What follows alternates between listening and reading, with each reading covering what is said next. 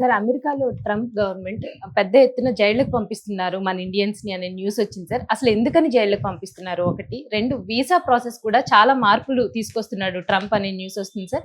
దీనివల్ల భారతీయులు ముఖ్యంగా అక్కడ ఉన్న ఉద్యోగాలు చేస్తున్న భారతీయులు గాని, అక్కడ చదువుకుంటున్న మన విద్యార్థులు కానీ చాలా ప్రాబ్లమ్స్ ఫేస్ చేయాల్సి వస్తుంది. అసలు ట్రంప్ నిర్ణయాలు వెనుకున్న ఆంతర్యం ఏంటి సార్? ట్రంప్ నిర్ణయాల వల్ల ఇండియన్స్ రకరకాల ఇబ్బందులు పడుతున్నారు. టారిఫ్స్ లేకపోతే ట్రేడ్, బైలాటరల్ ట్రేడ్ ఇవన్నీ పక్కన పెడితే మన వాళ్ళు అక్కడ దాదాపు 54 లక్షల మంది ఇండియన్స్ అమెరికాలో ఉంటున్నారు. ఇందులో ఇప్పుడు 54 లక్షల మందిలో చాలా మంది అక్కడే సెటిల్ అయిపోయారు. వాళ్ళకి గ్రీన్ కార్డులు ఉన్నాయి, కొంతమందికి అమెరికన్ పౌరసత్వం ఉంది, వాళ్ళకి ఇబ్బంది లేదు. ఇప్పుడు ఇబ్బంది ప్రధానంగా 2 రకాల వాళ్ళకి ఇబ్బంది ఉంది. ఒకటి అనాథరైజ్డ్గా అక్కడ ఉంటున్నారు, వాళ్ళని ఇల్లీగల్ ఇమ్మిగ్రెంట్స్ అంటున్నారు. అంటే అక్కడ ఉండడానికి ఎటువంటి పత్రాలు కానీ ఏమీ లేకుండా ఏదో ఒక పేరుతో H1B వీసా పేరుతో వెళ్ళి అక్కడ వీసా అయిపోయినా గడువు అయిపోయినా అక్కడే ఉండిపోవడం, లేదు స్టూడెంట్ వీసా మీద వెళ్ళి గడువు అయిపోయినా అక్కడే ఉండిపోవడం, రకరకాల పద్ధతులు అక్కడికి వెళ్ళిపోతున్నారు. టూరిస్ట్ వీసాలతో అక్కడ అనాథరైజ్డ్గా ఉండిపోతున్నారు. ఉండిపోవడానికి కారణం ఏంటంటే అమెరికన్ ఎకనామిక్ కూడా చీప్ లేబర్ అవసరం. ఎందుకంటే ఇప్పుడు మన వాళ్ళు అక్కడ పనిచేస్తే గంటకి $5 నుంచి $10 మన వాళ్ళకి ఇస్తే సరిపోతుంది. అదే అమెరికన్స్ అనుకోండి $20 నుంచి $30 గంటకి ఇవ్వాలి. తర్వాత ఇన్సూరెన్స్ బెనిఫిట్స్ ఇట్లా వాళ్ళకి చాలా ఉంటాయి.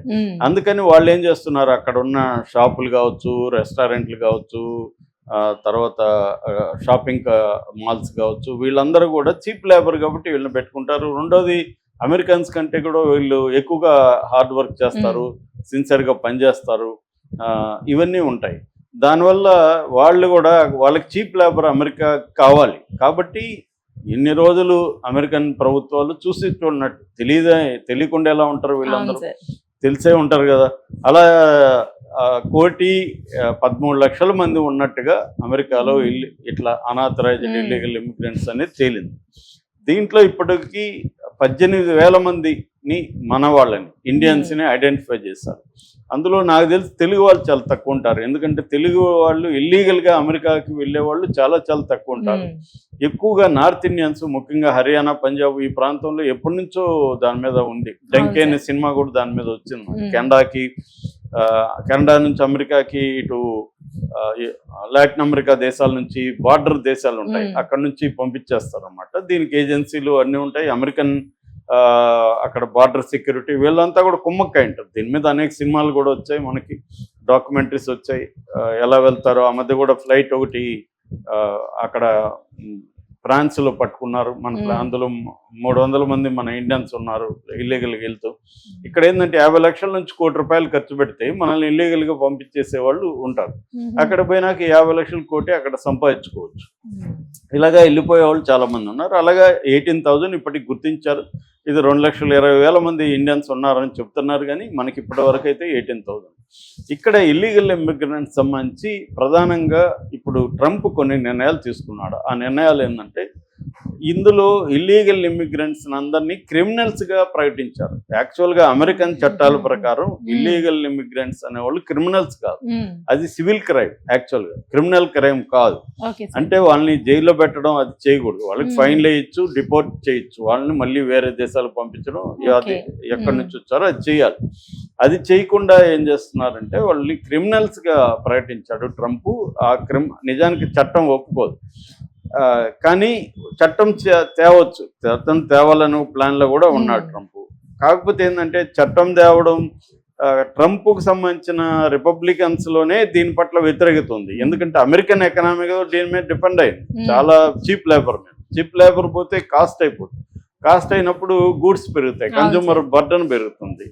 వాళ్ళు ఏం చేస్తారు, ఇప్పుడు షాప్లో 4 పని చేస్తున్నారు, $5 గంటకు పనిచేసే వాళ్ళ స్థానంలో $30 ఇవ్వాల్సి వస్తే నలుగురికి, వాళ్ళు 4 పెట్టుకోలేరు, 2 పెట్టుకోవాలి. ఆ 2 సరిగ్గా పనిచేయరు, దానివల్ల వాళ్ళకి ఇబ్బంది. ఇవన్నీ మళ్ళీ ఆ సరుకులు లేకపోతే ఫుడ్ అన్నీ కూడా కన్జ్యూమర్ గూడ్స్ పెరిగే అవకాశం ఉంది. సో ఇలాగా అది రిపిల్ ఎఫెక్ట్ రకరకాలుగా పడుతుంది. దానివల్ల అమెరికన్ ఎకనామిస్టులు కూడా ఇదంతా ట్రంప్ చేస్తున్నది సడన్గా అలా చేయకూడదు, దీనికి ఒక ఆర్డర్ ఉండాలి, ఒక్కసారిగా నువ్వు 1,30,00,000 మంది 13 లక్షల మందిని తరిమేస్తానంటే ఎలాగా అనేది అక్కడ కూడా ఆందోళన ఉన్నాయి. కానీ ట్రంప్ వినట్లేదు. సో ఇప్పుడు ఏంటంటే ఒక 30,000 మందిని గౌంతనామా బే అని ఒక ఏరియా ఉంది. అది ఎక్కడంటే మెక్సికో దీంట్లో బార్డర్లో ఉంటుంది. అంటే అది వాళ్ళది, మెక్సికో వాళ్ళది, అమెరికా ఆక్యుపై చేస్తుంది అనేది మెక్సికన్ ఆరోపిస్తుంది. కానీ వీళ్ళ కంట్రోల్లో ఉంటుంది, అమెరికా కంట్రోల్లో. కానీ లీగల్గా అది అమెరికన్ది కాదు. అందువల్ల అక్కడ ఒక జైలుని, మిలిటరీ జైలుని పెట్టారు ఎప్పుడో అమెరికా వాళ్ళు. పెట్టి ఈ టెర్రరిస్టులు కావచ్చు, అమెరికాకి నచ్చని వాళ్ళు కావచ్చు, వీళ్ళందరినీ అక్కడ వేసేసి, అది అత్యంత క్రూరమైన జైలు. దాని మీద సినిమాలు కూడా, గౌంతనామా బే పేరుతో సినిమా కూడా ఉంది, చాలా సినిమాలు వచ్చాయి.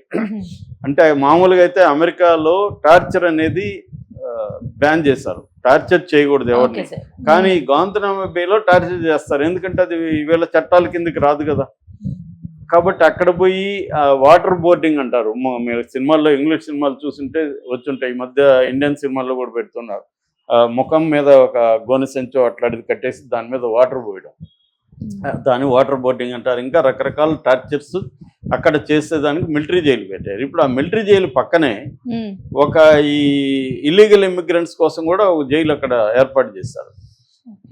వీళ్ళకంత క్రూయల్గా ఉండకపోవచ్చు, కానీ ఆ ప్లేసే ఒక భయంకరమైన ప్లేసు. అదేమి చట్టాలు వర్తించు, అమెరికన్ చట్టాలు. అలాంటి ప్లేసులకి ఆల్రెడీ ఇప్పుడు తక్కువ మంది ఉన్నారు, అక్కడ ఉన్నారు ఇప్పటికి కూడా. ఇల్లీగల్ ఇమిగ్రెంట్స్ లో క్రిమినల్స్ అనే వాళ్ళని కొంతమంది, అంటే ఇల్లీగల్ ఇమిగ్రెంట్స్ గా వెళ్ళి అక్కడ క్రైమ్ చేస్తారు కదా, వాళ్ళని ఇల్లీగల్ క్రిమినల్స్ అనే వాళ్ళని అక్కడ పెడుతున్నారు.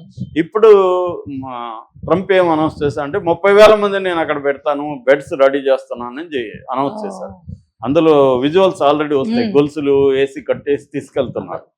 అది మరి ఎన్ని రోజులు పెడతారా ఆడ, అది ఏమన్నా పనిష్ చేస్తారా, అది పనిష్మెంటా? పనిష్మెంట్ అయితే మెయిన్ ల్యాండ్ అమెరికాలో ఎందుకు పెట్టట్లేదు, అక్కడ చట్టాలు వర్తించట్లేదు. దీని మీద ఇంటర్నేషనల్ సమాజం కూడా చాలా తీవ్ర వ్యతిరేకత వస్తుంది.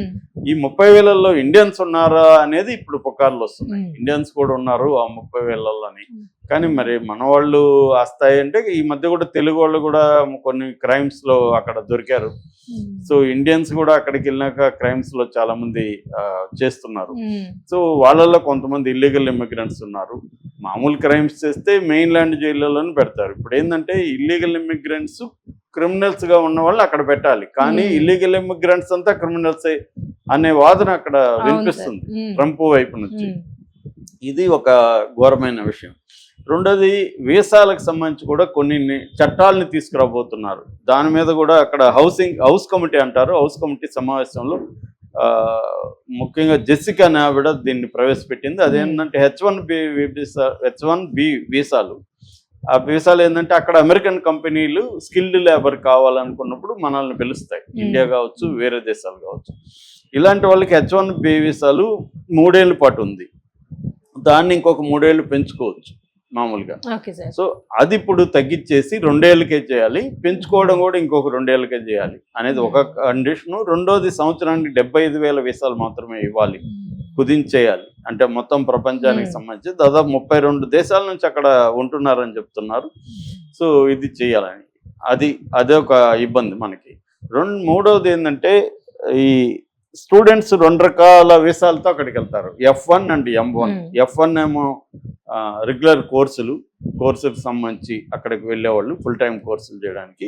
M1 ఏమో నాన్ అకాడమిక్ కోర్సులు కావచ్చు, లేకపోతే వృత్తి విద్యలు అంటాం కదా, అట్లాంటి వాటికి వెకేషనల్ కోర్సెస్, ఇలాంటి వాటికి వెళ్ళేవాళ్ళు ఉంటారు. సో వాళ్ళకి M1 ఉంటుంది. ఈ రెండింటి మీద కూడా రెస్ట్రిక్షన్స్ పెట్టి, ఇక మీదట విద్యార్థులు అక్కడికి జాయిన్ అయ్యేటప్పుడే ఒక అఫిడవిట్ ఇవ్వాలి. అదేంటంటే, మేము చదువుకొని మళ్ళీ ఇండియాకి వెళ్ళిపోతాం అని చెప్పాలి. ఇప్పుడు ఏంటంటే 80% మన విద్యార్థులు ఇండియాకి రారు. అక్కడికి వెళ్ళినప్పుడు దాదాపు ఇప్పుడు ఓపెన్ డోర్స్ ప్రకారం 3,30,000 మంది మన ఇండియన్ విద్యార్థులు ఉన్నారు. టోటల్గా అమెరికాలో విదేశీ విద్యార్థులు 11,26,000 మంది ఉంటే, అందులో మన వాళ్ళు 3,30,000 మంది అన్నారు. అంటే దాదాపు 30% ఉన్నారు. ఆ 30%లో 56% తెలుగు వాళ్ళు ఉన్నారు, తెలుగు వాళ్ళు ఎక్కువ ఉన్నారు. సో ఇప్పుడు ఈ విద్యార్థులకి కానీ పోబోయే విద్యార్థులకు కానీ ఇది పెద్ద దెబ్బ. అంటే అఫిడవిట్ రాసి చేయాలి, మళ్ళీ మేము చదువుకొని ఇండియాకి వెళ్ళిపోతాం. సో ఇంక దేనికి ఇంత ఖర్చు